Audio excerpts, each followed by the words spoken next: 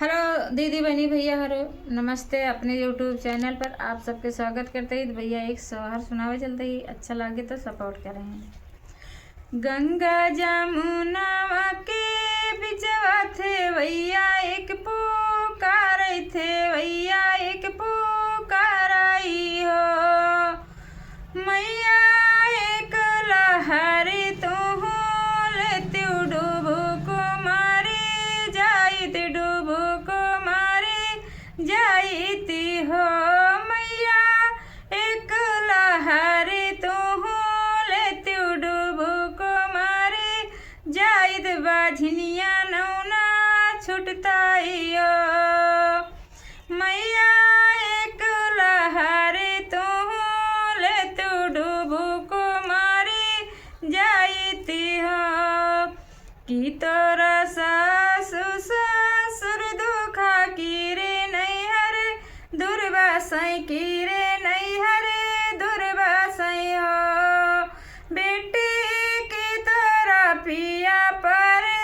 देश डूबो को मारी जाबी डूब मारी जाबी हो तो ही मोरी मैया से मैया तो ही ने गंगा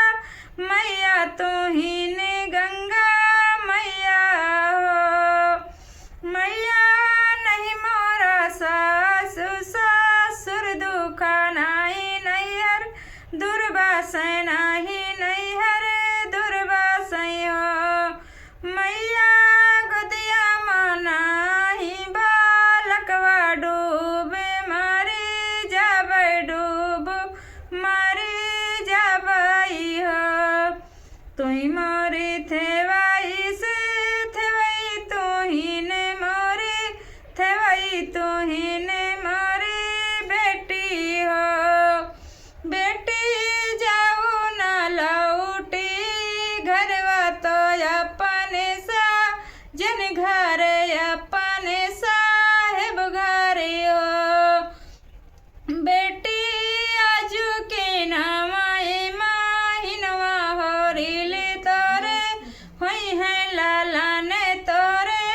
होई है बेटी आजू के नामाए माहिनवा होरिले तोरे होई है लाला ने तोरे होई है तुई